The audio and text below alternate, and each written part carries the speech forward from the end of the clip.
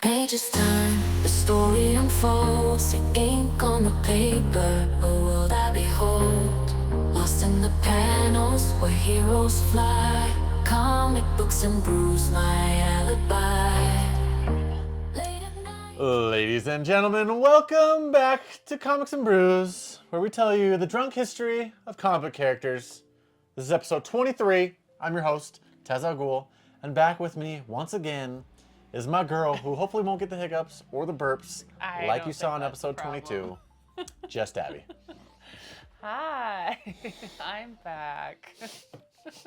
I don't think I'll have the hiccups or burps. I sure hope not. Oh my god, that was difficult. Seamus was struggling. Anywho, this is Comics and Brews, and in today's tale, we will be teleporting into some blue-furred demon looking, demon Wow, looking. words are already hard. Demon looking, okay. Yes. But Catholic mutant. That almost everyone knows. My typing was clearly bad too. Forgot some spaces there. Whoops. But we're diving in deep into the life, love, and crazy origin of Nightcrawler for this episode. Yay! I pretty much did this because Blado said Nightcrawler too, and then it was stuck in my head that I really wanted to do Nightcrawler after that. Good old Blado. Yeah. So this one's for you. You better freaking listen to it. Yes, sir. Yes, sir.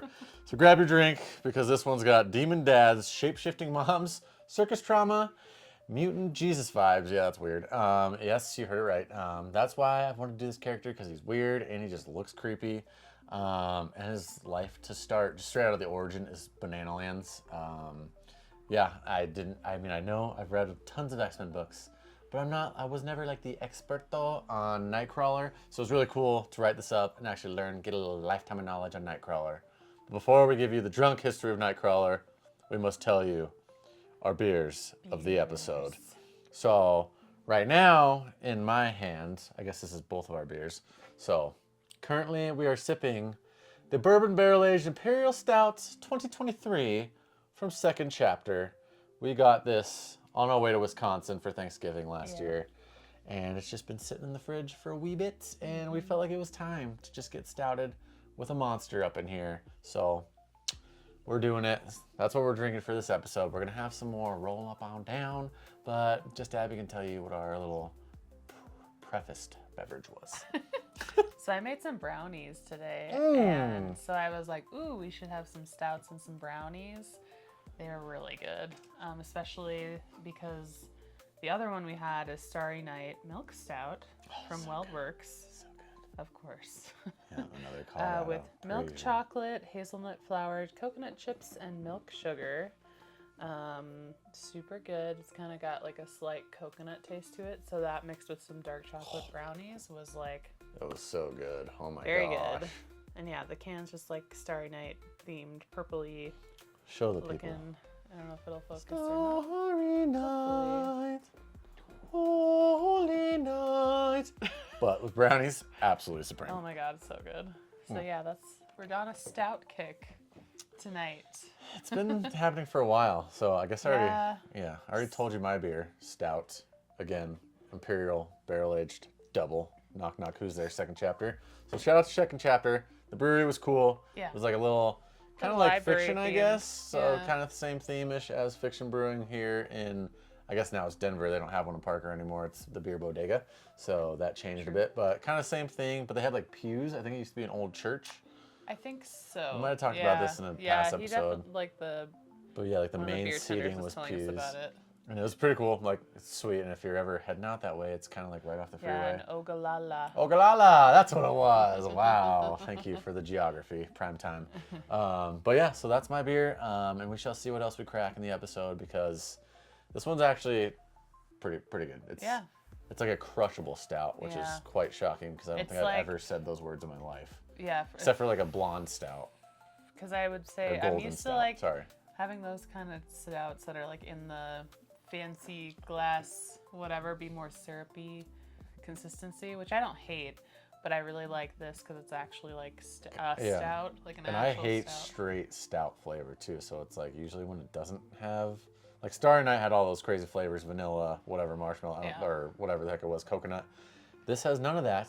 No, But just it's It's actually a stout flavor, and I don't think it doesn't say there's like chocolate or anything in here, but Said bourbon barrel. oh, there's a story. I have a story for you all with this beer. I can't. This is Comics and Brews. We must give you a story if there's a story on the back of the bottle here. Brewed in October 2023, the Imperial Stout has undergone a year-long transformation, quietly aging and deepening its character in a bourbon barrel from Pine Bluffs Distilling in Wyoming. Smoky oak and rich bourbon notes wrap around the bold and roasted malts like a leather binding around a treasured manuscript. Wow, way to tie it into the brand. It's beautiful. The flavors blend harmoniously for a strong yet smooth brew. We invite you to savor and share this chapter of brewing journey. Wow. Second chapter, beautiful. I'll take a swig straight from the bottle for that. Nice. Wow. I taste the leather. Just kidding, but wow, delightful. Oh yeah, that's me. Wow. Okay, Nightcrawler, we're getting into it here, my people, was created by Dave Cockrum while he was in the Navy stationed in Guam, and Kurt was actually meant to be a DC character, but ended up going on over to Marvel with Dave Cockrum when he made the switch. So pretty sweet because our girl, just Abby, was in the Navy. Pretty neat. And the person who suggested this character, I met him in the Navy because we were stationed together Wow. on the ship. So this is really fitting. Wow, it just ties right in beautifully.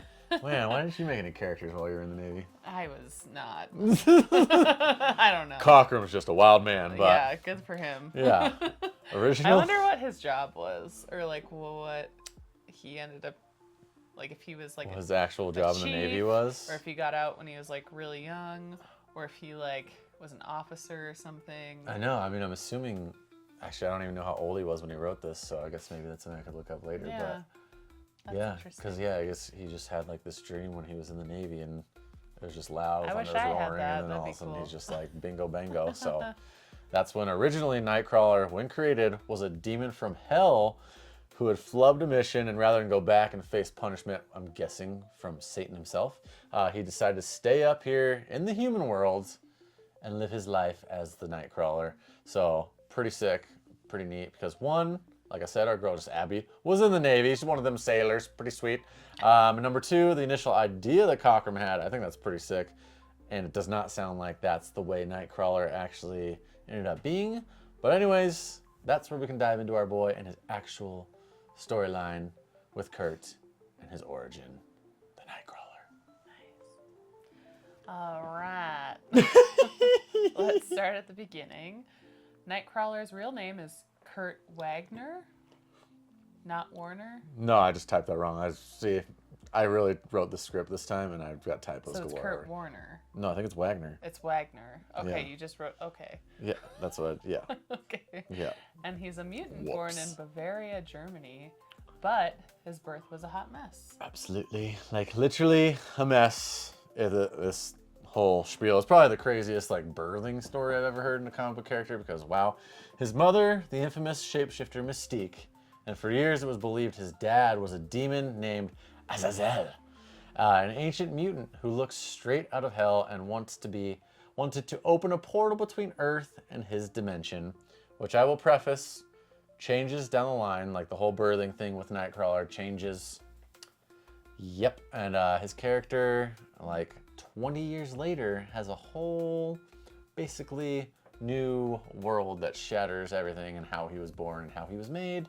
But we will get into that later down the line when we talk about, because this happened recently. Like Oh, this was just during Krakoa times where they changed his entire origin basically and how he was born. So interesting. we will get there, but that's towards the end of the episode because it just happened recently, Okay. which is Banana Lands, because it was apparently too controversial back then.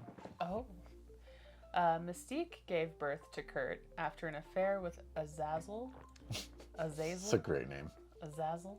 But she was married to a German nobleman at the time. He freaked the hell out when the baby was blue and fuzzy, obviously. Yeah, all of a I would sudden, be a little surprise, concerned we got a also. little fuzzy blue demon coming out of that God, snatch. ew. Yikes, that's disgusting. So I saw this. I honestly had to look it up multiple ways, so this also could be false, but I had to add it in here because I did find it somewhere. So hold on, and Mystique gave birth to him, yes.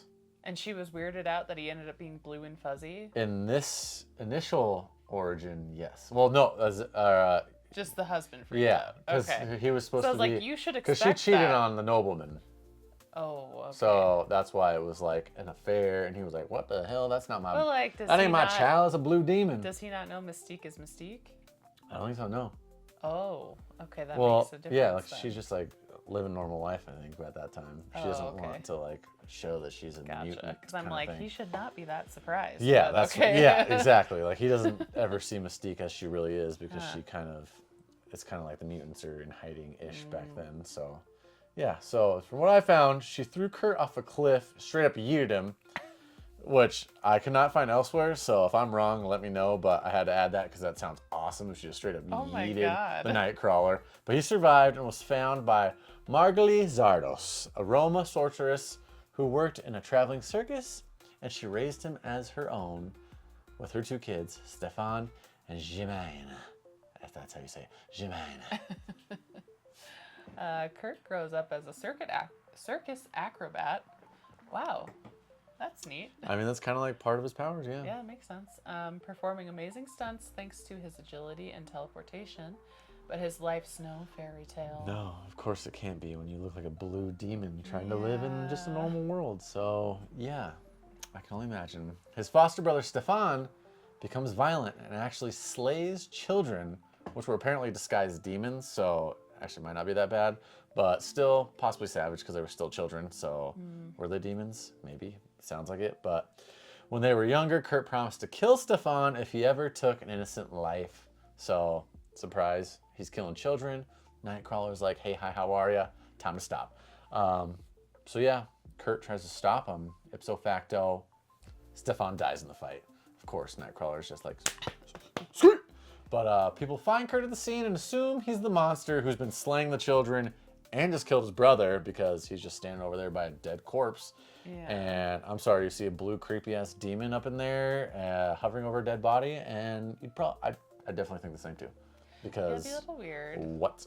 It's literally just like Miroslav Satan, just like no. Yeah. So then a lynch mob comes for him, and just as they're about to kill him, boom, enters Charles Xavier. Oh, who Charles!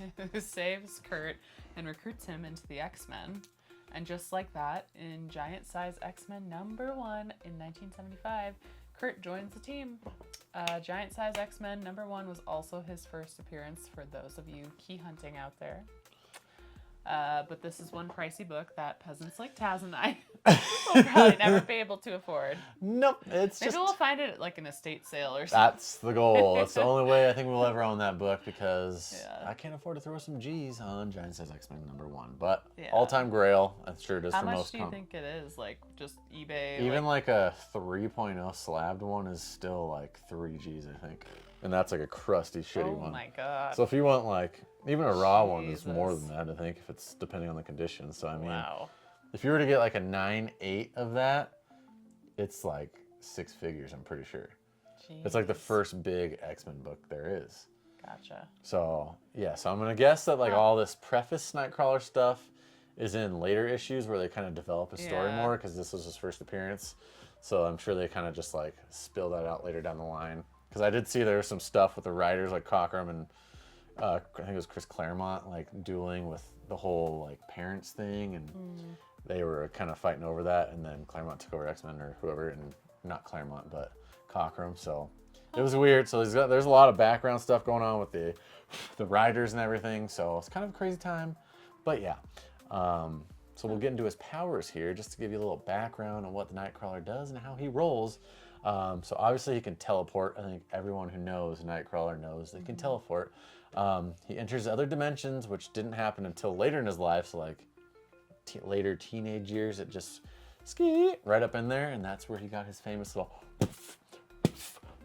because he just and Houdini's everywhere, which is pretty sick. That's pretty cool. And I think there's a pop out there, like I collect pops, and I'm pretty sure there's one that it's actually got his little like, Oh, and it looks so cool. I've always wanted it. That's cool. Never got it, but he teleports by displacing himself through an alternate dimension briefly and reappearing in his desired pre-selected location. So that's a pretty sweet power. Like I'd almost want that over I want flight. that power. Yeah. I would never drive anywhere because Right? why? No more I would rush just like, hour.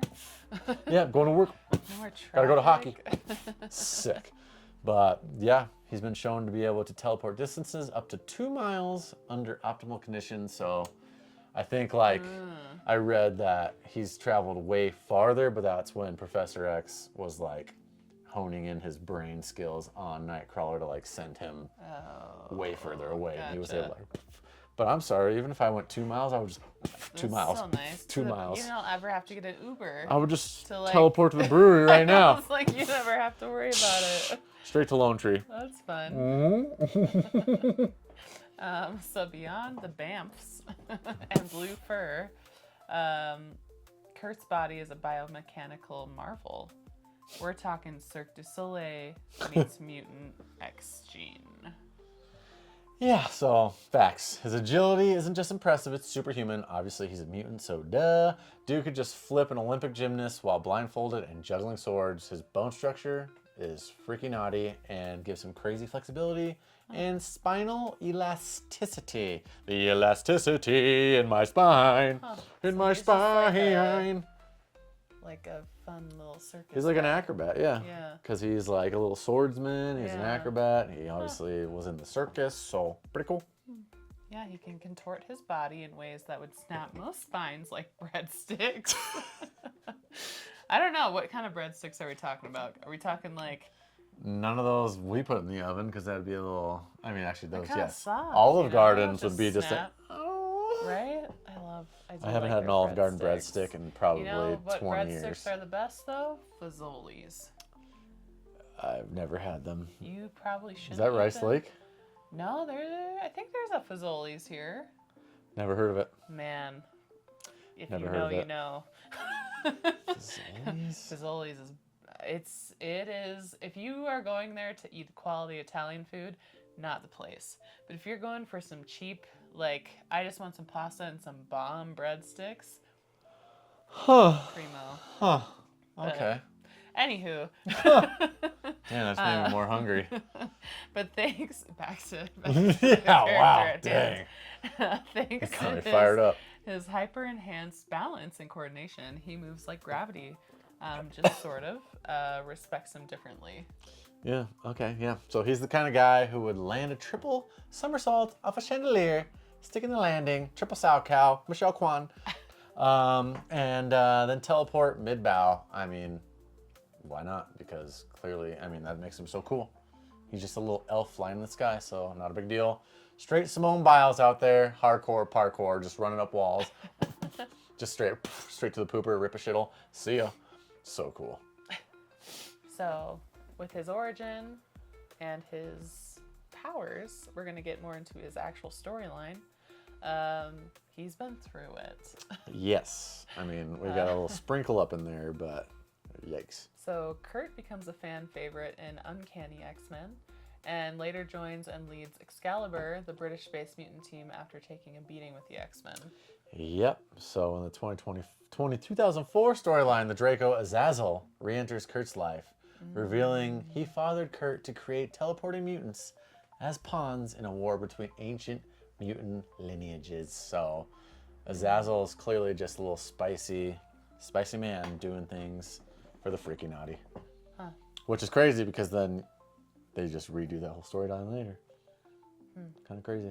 Yeah, so that arc gets wild.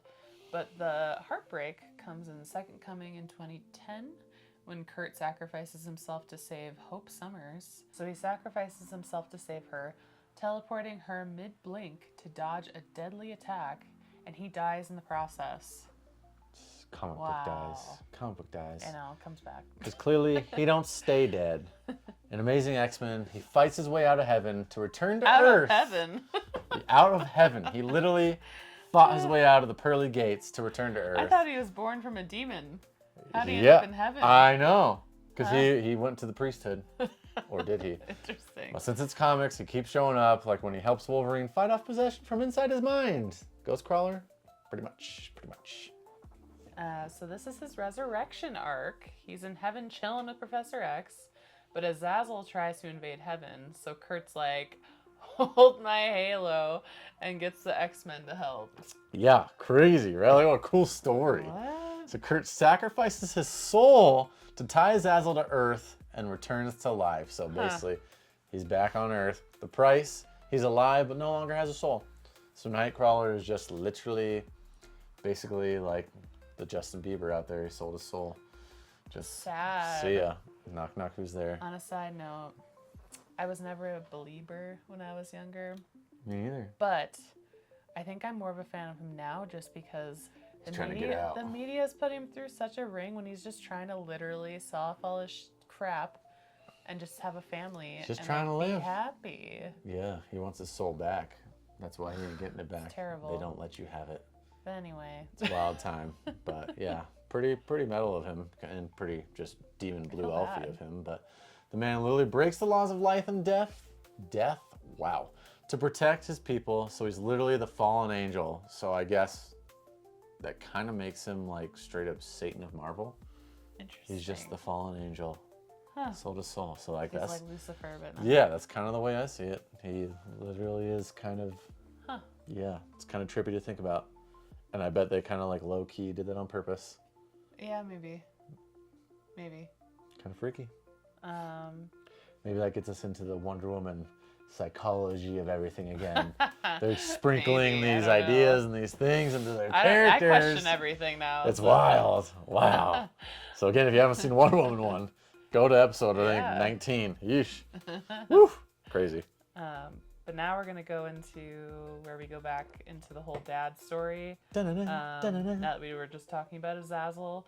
So like we prefaced earlier, recent comics flipped the whole Azazel dad story in X-Men Blue Origins, where it was revealed that Mystique and Destiny are both Nightcrawler's biological parents, Yes. which is interesting because that's two ladies. Yes, which is So weird. biologically, they're both his parents, though. even though Yeah, they're and both so that's why, because like it says that it's revealed in X-Men Blue, but then Nightcrawler figures out how it actually happened later on after the okay. Krakoa days.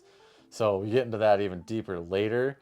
But yeah, so apparently it was announced in this, which is weird to me because it's like I don't know if they explained it in that because I don't think they did, but they explained how Mystique actually. Yeah, we'll talk about that later, but weird because.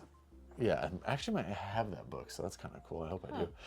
But Yeah, yeah, maybe we could go through it on here. using her shape-shifting powers, Mystique took a male form and impregnated Destiny. Oh, So interesting. this makes Nightcrawler one of the first major Marvel characters to have two moms. And it totally reshapes his backstory. And it's quite crazy that Mystique can just straight up grow a horn whenever she wants. It's like, ski! You're mine! Yeah, how does that work biologically? Because if she, Well, she's a shape-shifting mutant, Yeah, so that's so just maybe she's totally not- X-Men. interesting. That's X-Men gets just freaky naughty like that because when it's a whole bunch of mutants, they can do anything they want. That's true. That's true. why They they thought it defy was science, I suppose. Too controversial back in whatever it was, Yeah. 75 when his Oh, first yeah, appearance I was. suppose- So yeah, that makes sense. that's why they couldn't do it. But it's like you could have just done that for another character. Like you didn't have to go shake up Nightcrawlers. But I think the way they hash it out later in Krakoa at least makes it kind of work. Otherwise, I would have been pissed. Like you can't just like shit that one out. Sorry. This is a complete change-up of what we all knew as his identity, as Taz was describing by his sound effects. Correct. A mutant with literal demonic looks, angelic heart, and two powerful mutant moms. Now that just screams X-Men. Wow, I literally just said that. That's You weird. literally just said It's that. like the script was burnt into my brain. So let's talk Nightcrawler's aura, or as the children out there say, vibes. Kurt's often seen as the spiritual heart of the X-Men. He forgives, questions, and uplifts. He's always the guy they can all fall back on. Oh, so this is what you're talking about. He once became a priest, wrestled with faith versus mutant identity, and he even challenged the Krakoan Society's ethics as part of the Quiet Council. Yes, the Quiet Council was very cool. But now that we're in the Krakoan era, Kurt's on the Mutant Council dealing with major faith questions, so he does the most Nightcrawler thing you could think of and tries to start a mutant religion. And that's when all the crazy Krakoan duels start. I read all those books, and it didn't seem like the religion really kicked off all that much. But he tried. He was working it, and he was always kind of like the voice of reason in people's minds. Because they were just basically, in Krakoan times, they were trying to just straight up slay people. Yeah. So, I mean, and the wars get crazy. Sort of like structure or something. Yeah. Interesting. Then Orchis. So Orchis is like basically like an army that hates mutants. Oh, so I think I remember talking about this at one point. I think we probably talked about it with X-23 or one of our past episodes. They basically put the end to Krakoa. They fought, blew it up, just basically tried to end all mutants. Oh. Yeah, crazy. Nimrod, Banana Lands. That's a whole nother. Yeah. Huh. Well, Orchis attacks, which as many of you know, ends with the fall of this glorious mutant island, and he becomes the uncanny Spider-Man? Question mark? Da-da-da, da-da-da. What? Yep. The uncanny Nightcrawler, basically, but yeah. What? Keep on going. He steals Spidey's spare suit, swings around being creepy cool, and calls himself Spinnenmann, German flair included. So, Spinnenmann. Oh, it's the Spinnenmann. like Die Die Spinne. Yeah, I wish you could pull out your book right now, but it's probably deep in there. Die Spinne is Nightcrawler? No, that's I was like, what? that was just Spider-Man. I mean, that's just because Okay. you got the German Spider-Man. Of course, it's going to be called that. I was like, what? It's called like the Uncanny Nightcrawler, I think, okay. in English. So yeah, Kurt's stint as Spinnenmann puts him on Orchis' radar, specifically director Vulture. Yes, the Vulture is the director, who's now rocking a Technarchy enhanced suit. Not sure what that means, and running a facility. Silver Sable and her wild pack are hired to bring him in. Silver Sable, never forget. But Kurt holds his own, even defeating a mind-controlled Rhino. I can only imagine that beast coming in hot. Oh wow, Creepy Crawler. I like that. Yeah. Later as Creepy Crawler, he's hunted by Technarchy infected mutants like Cloak, Dagger, and Feral. He also starts an affair Man, Nightcrawler. with Silver Sable. He wields Silver Sable? What? Spicy. Right? Man. This is when Nightcrawler restores Mystique's erased memories, learning she is actually his father. And Destiny is his mother. So that's how I think they clear it all That up, is is really basically interesting. he brings her memories back and he's like, oh my gosh. Just wait a minute. Mom, you grew a horn and railed Destiny? Oh my god. What? So I guess that's how Wow. they clear it all up, and that's how Huh. Nightcrawler sees how it all works and yada yada yada. But wow. So the whole mommy daddy thing makes some sort of sense. 20 years later, they hash it out. Turns out Mystique used Azazel's genes and shapeshifted to conceive Kurt. So that's why I kind of like how they did it. At least they made some structure to it, and it's got Azazel's little sprinkle of something in freaking naughty there. up in there. But Destiny foresaw Azazel's rise and needed Kurt to stop him. So she had him raised as a hero, because Destiny, if you didn't know, basically sees the future. She can basically see all the way down the line. So she was like a huge character in Krakoa and seeing how it's coming to an end and blah, blah, blah. Gotcha. But yeah, after reconciling Kurt, Mystique, and Sable, infiltrate Orchis, free Warlock, and purge the Technarchy virus. Vulture gets stomped, and Mystique leaves to find Destiny. Yeah, it's just Banana Lands, and that's like the whole Krakoan age. It was just so cool. That was my favorite X-Men time. Nightcrawler obviously had a crazy life, has a crazy life, and what ends up being a fairly crazy origin/birth story, because he was born in chaos but raised in love, fought for peace and died for his people, and then came back for more. Yeah, I went to heaven and straight crawled on out of there. And now he's soulless. And then he was a priest, but he has no soul, and it's just like, what? Yeah. I did read somewhere that the priesthood was some illusion that he thought happened and it never actually did. I just didn't put that in here because I could not find another reference that said that was actually true. But if someone knows that, let me know, because if that was an illusion, that'd be pretty hilarious. He's just like, He just thinks he's a Oh priest my this entire gosh. time. That would be Wow. pretty funny. But yeah, teleporting priesthood, 2 moms, and sometime as the Amazing Spider-Man. Pretty neat. He's quite an interesting character, to say the least. And I definitely learned a lot writing this because I didn't know half of that. Like I didn't even know his initial like birthing story. I just knew the whole Yeah. Destiny Mystique thing because I read all the Krakoan books, obviously. But yeah, I'm sure we missed a few details because, as you all know, this is the drunk history of comic book characters. So sometimes we flub words, we say the wrong thing, and we frick it all up. So, you know, it's tough. So let us know in the comments if we missed anything, especially if you're a Nightcrawler aficionado, whatever that word may be, or yeah, I'm expecting expert. Blado to chime Yeah, in. get in here and tell me what we missed or what we did wrong or what we said wrong. Or if you know something more about Azazel and how the Nightcrawler was actually made, that'd be pretty sick.